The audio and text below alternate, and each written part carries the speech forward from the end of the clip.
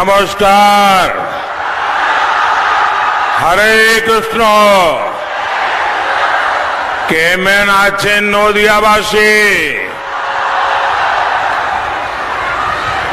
मेरे साथ बोलिए, भारत माता की, भारत माता की, भारत माता की।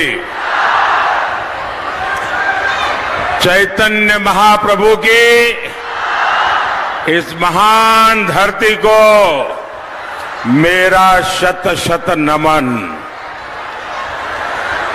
रानाघाट, बहरामपुर सीटों से भी लोगों का खूब खूब अभिनंदन। आप इतनी बड़ी संख्या में हम सबको आशीर्वाद देने आए हैं। इतनी बड़ी संख्या में माताएं बहनें आशीर्वाद दे रही है। ये मेरा परम सौभाग्य है। मैं सर झुकाकर आप सबको प्रणाम करता हूं।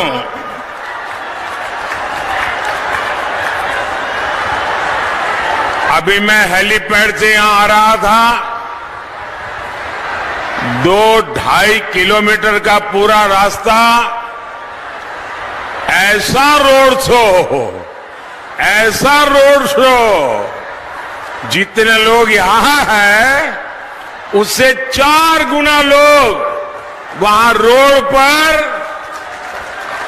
ये प्यार, ये आशीर्वाद, ये मेरे लिए बहुत बड़ी ऊर्जा है। भाइयों और बहनों, ये चुनाव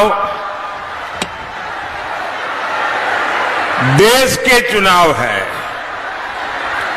ये पूरे हिंदुस्तान के लिए सरकार चुनने का अवसर है।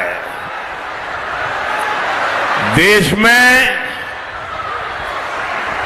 सरकार कौन बना सकता है?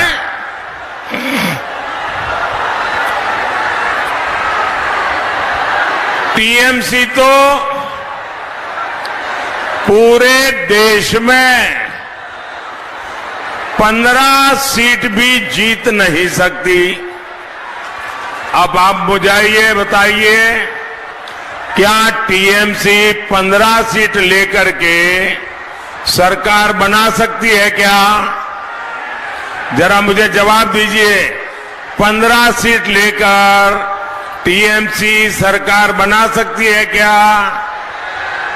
जोर से बताइए, बना सकती है क्या? कांग्रेस भी पूरे देश में कितना ही जोर लगा दे, इस बार आधी सेंचुरी करना मुश्किल है। 50 सीट पाने के लिए भी वो बहुत मुश्किल में है। अब मुझे बताइए, 50 सीट भी नहीं मिल रही है तो क्या वो सरकार बना सकते हैं क्या? ये वाम मोर्चा कभी यहां पर उसका सूरज ढलता नहीं था। आज कहीं लाल झंडा नजर नहीं आ रहा है, वो तो पस्त पड़ा हुआ है। क्या वो भी सरकार बना सकता है क्या? इस चुनाव में साफ साफ है, अगर कोई सरकार बना सकता है तो वो सिर्फ और सिर्फ बीजेपी एनडीए की सरकार ही बनेगी। मेरा आप सबसे प्रार्थना है, अब जगह बिल्कुल नहीं है, कृपा करके आप जहां हैं वहीं से सुन लीजिए। आप मुझे देख नहीं पाएंगे, मैं इसके लिए क्षमा मांगता हूं, लेकिन आप आगे आने की कोशिश मत कीजिए। बोलिए भारत माता की, भारत माता की। अभी तो बहस इतनी है कि भी एनडीए 400 पार होगा कि नहीं होगा। जो हमारे विरोधी कहते हैं 400 पार नहीं होगा, जो लोग मैदान में काम कर रहे हैं बोले कहते हैं बिल्कुल 400 पार करेगा। और इंडी वालों की लड़ाई बस इस बात पर है कि लोकसभा में विपक्ष में जो दल जीत करके आएंगे उनमें सबसे बड़ा दल कौन बने। ये लोग इसी के लिए लड़ रहे हैं। फिर मोदी को किस लिए इतने ज्यादा एमपी चाहिए?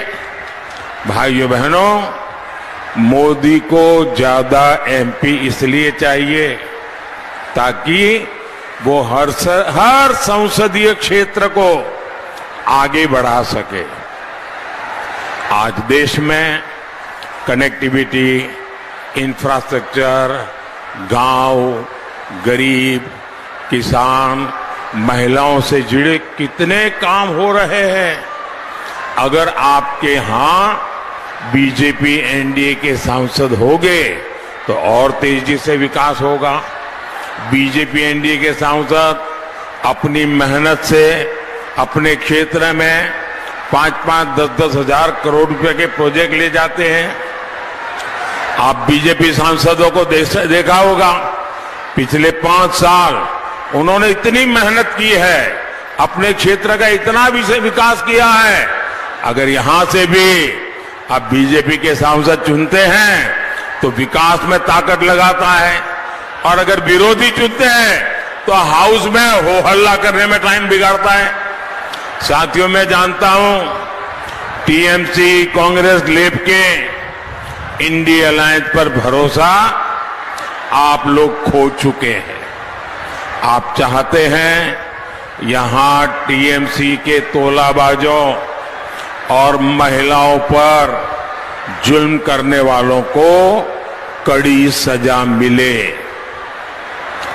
जिस टीएमसी ने गरीब का राशन तक नहीं छोड़ा, उससे उम्मीद ही क्या की जा सकती है। इसलिए गांव हो या शहर, हर कोई एक ही बात कर रहा है। फिर एक बार आप जरा बोलेंगे तो शायद मैं समझूंगा कि मेरा हिंदी आप समझ सकते हैं कि नहीं सकते। फिर एक बार, फिर एक बार, फिर एक बार, आभार एक बार, आभार एक बार। मैं कृष्णानगर को, राणाघाट को, बहरामपुर को गारंटी देता हूं, जिन जिन को टीएमसी ने लूटा है उनका हिसाब किया जाएगा। इतना ही नहीं, जहां कानून के हिसाब से संभव हुआ वहां पीड़ितों को उनका पैसा लौटाया जाएगा। ये मोदी की गारंटी है।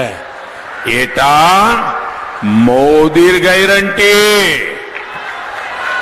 साथियों, मुझे यहां के मेरे साथी बता रहे थे कि पहले यहां कितनी फैक्ट्रियां हुआ करती थी।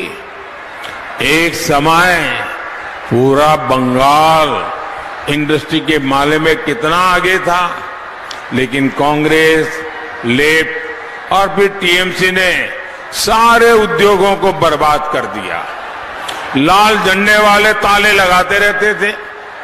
यहां तोलाबाजी हो, दंगे हो, वहां कौन आएगा, कौन निवेश करेगा? भाइयों और बहनों, टीएमसी, कांग्रेस, लेफ्ट का इंडी अलायंस सिर्फ एक ही काम जानता, और वो काम है अपीजमेंट, तुष्टीकरण, वोट बैंक की राजनीति। आप जानते हैं कि कांग्रेस ने देश का विभाजन धर्म के आधार पर किया। इसमें उन हिंदुओं, सिखों, बौद्ध, जैन, पारसी, ईसाई, इन सब का क्या दोष था जो बॉर्डर के उस पार रह गए? ऐसे साथियों का ध्यान रखने की गारंटी देश के विभाजन के समय दी गई थी, लेकिन आजादी के बाद इस बात को भुला दिया गया। मैं यहां भी जब मातुआ समुदाय के लोगों से मिलता हूं तो हमारे मतुआ के समाज के लोग उनकी पीड़ा मुझे बताते हैं। वो मुझे सुन करके बड़ा दर्द होता है। ऐसे हर व्यक्ति की पीड़ा दूर करने के लिए ही हमारी सरकार ने मतुआ समाज जैसे सभी बंधुओं को न्याय देने के लिए सीएए लाने का साहस किया, लेकिन टीएमसी इसका सबसे ज्यादा विरोध कर रही है। लोगों को उम्मीद थी कि टीएमसी इसका सबसे ज्यादा समर्थन करेगी, लेकिन टीएमसी के लिए वोट बैंक की राजनीति सर्वोपरि है। और अब तो इन लोगों ने हद ही कर दी है। ये लोगों के बीच सीए के बारे में दुष्प्रचार भी कर रहे हैं। टीएमसी को किसी पीड़ित हिंदू को अधिकार मिलने से एलर्जी है, लेकिन टीएमसी को यह पता होना चाहिए कि वो सीए को लागू होने से रोक नहीं सकती। और मैं सीए के माध्यम से भारत की नागरिकता मांग रहे हर व्यक्ति को आज विश्वास दिलाता हूं, उन्हें उनका हक मिलकर रहेगा, उन्हें हर सरकारी योजना का लाभ मिल करके रहेगा, और ये मोदी की गारंटी है। साथियों, पश्चिम बंगाल का इतिहास देश को दिशा देने वाला रहा। यहां राजा कृष्णचंद्र जी ने, उनका सुशासन, उनकी भारत भक्ति की विरासत है, जिन्होंने हमारी आस्था, हमारी संस्कृति को बचाने के लिए काम किया, यहां के विकास के लिए अपना बहुत कुछ दान कर दिया। लेकिन टीएमसी वाले ऐसी विरासत को ही बदनाम करने में जुटे हैं। आज देखिए, देश के इतिहास में शायद ही ऐसी कोई सरकार रही जिसको आए दिन कोर्ट को याद दिलाना पड़ता है कि उसकी ड्यूटी क्या है। टीएमसी सरकार ऐसा कोई काम करती नहीं जो संविधान और कानून के मुताबिक हो, जो लोकतंत्र के मुताबिक हो। इसका एक बहुत बड़ा उदाहरण संदेश खाली है। संदेश खाली में क्या चल रहा है, ये टीएमसी के टॉप लीडर्स को पहले से पता था, लेकिन संदेश खाली बहनों से ज्यादा वो अत्याचारी इनके काम का था। देखिए कैसे कैसे हथियार, कैसे कैसे सामान मिल रहे हैं। क्या ये गोला बारूद, ये बम बंदूक गणतंत्र को मजबूत करने के लिए था क्या? साथियों, कल मैं जब बंगाल पहुंचा था तो मुझे कई एक्स सर्विसमैन मिलने आए थे। उन्होंने मुझे वन रैंक वन पेंशन के लिए बहुत धन्यवाद दिया। वो इतने भाव विभोर थे कि हमारा 40 साल पुराना वन रैंक वन पेंशन का मामला आपने सुलझा दिया, और लाखों करोड़ रुपया ये हमारे एक्स सर्विसमैन को हमने पहुंचाए। जिन लोगों ने राष्ट्र की सेवा के लिए अपने पूरे जीवन काम किया, आज बंगाल में उनका शोषण हो रहा है। इन लोगों ने कल मुझसे इस बारे में विस्तार से बात की है।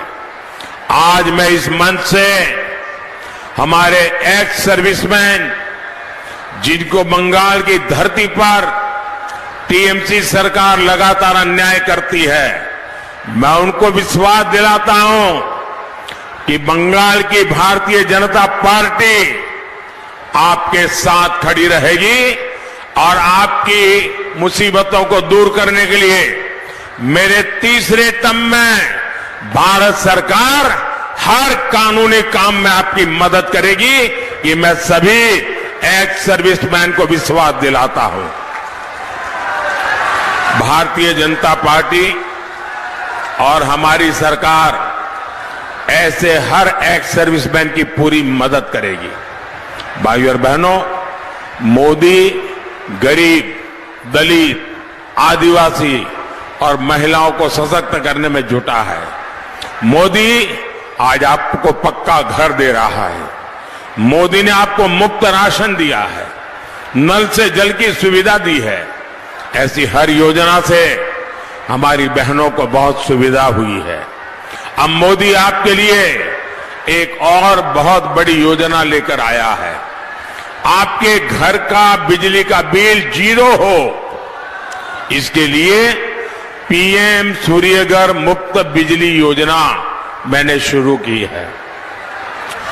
आपको सरकार आपके घर के छत पर सोलर पैनल देने के लिए मदद देगी और अगर जरूरत से ज्यादा बिजली पैदा हुई तो आप उसको बेच सकेंगे, सरकार उसको खरीद लेगी। साथियों, यहां बहुत बड़ी संख्या में सेल्फ हेल्प ग्रुप से जुड़ी बहनें भी हैं। मोदी सरकार के 10 साल में पूरे देश में 10 करोड़ महिलाएं सेल्फ हेल्प ग्रुप से जुड़ी है। ये देश में बहुत बड़ी क्रांति हुई है। मोदी ने इन 10 करोड़ महिलाओं को बिना बैंक गारंटी 8.5 लाख करोड़ रुपए, ये बहनों को 8.5 लाख करोड़ रुपए, उससे भी ज्यादा रुपयों की मदद की है। मोदी जब भारत में बने सामानों पर जोर देता है तो उसका लाभ भी सेल्फ हेल्प ग्रुप की महिलाओं को होता है। इसी वजह से आज सेल्फ हेल्प ग्रुप की 1 करोड़ से अधिक बहनें लखपति दीदी बन गई है। 1 करोड़ लखपति दीदी बहुत बड़ा आंकड़ा है, लेकिन मोदी आराम से बैठने वाला नहीं है। अब मेरा लक्ष्य है, मेरा टारगेट है, आने वाले टर्म में 3 करोड़ लखपति दीदी बनाना है। साथियों, मोदी के इन प्रयासों के बीच देश टीएमसी सरकार की क्रूरता भी देख रहा है। मोदी ने देश के हर परिवार के हर बुजुर्ग को मुफ्त इलाज देने की गारंटी दी। मुफ्त अनाज भी दे रहे हैं, मुफ्त इलाज भी दे रहे हैं, लेकिन यहां टीएमसी सरकार आयुष्मान भारत योजना लागू ही नहीं होने दे रही। मोदी पैसा सीधा अस्पताल में भेजता है। ये कहते हैं कि पैसा पहले टीएमसी के खाते में डालो। क्यों भाई? मोदी पैसा टीएमसी को इसलिए भेजे ताकि टीएमसी उसे लूट ले। ऐसा नहीं होगा। मोदी आपके घर का पैसा भी सीधे लाभार्थी के बैंक खाते में डालेगा।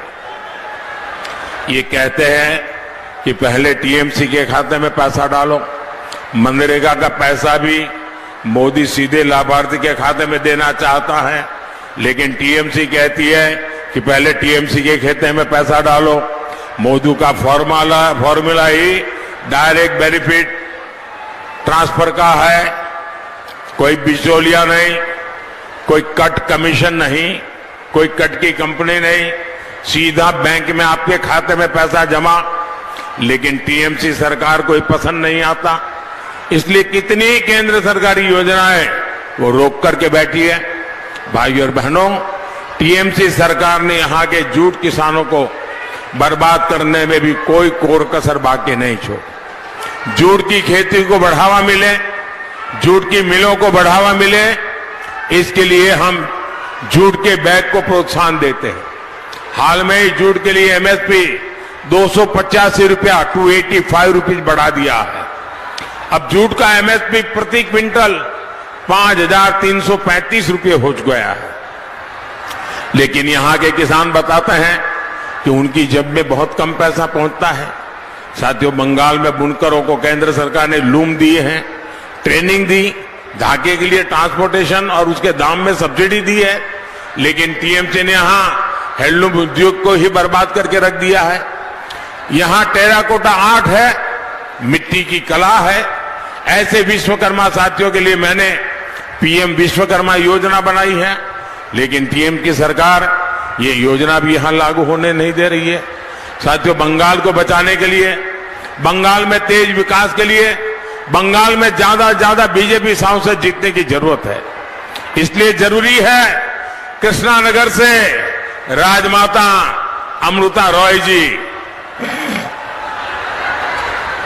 राजमाता अमृता रॉय जी, रानाघाट से हमारे साथी जगन्नाथ सरकार जी, बहरामपुर से निर्मल कुमार साहा जी, उनको आप भारी मतों से विजयी बना करके संसद में भेजिए।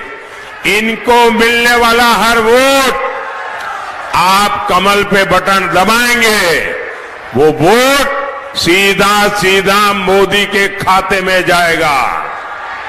मोदी मजबूत होगा तो बंगाल को भी मजबूत करेगा, आपको भी मजबूत करेगा। आइए घर घर जाइए और घर घर जाके कहिएगा मोदी जी आए थे और मोदी जी ने आप सबको नमस्कार कहा है। बोलिए भारत माता की, भारत माता की, भारत माता की। बहुत बहुत धन्यवाद।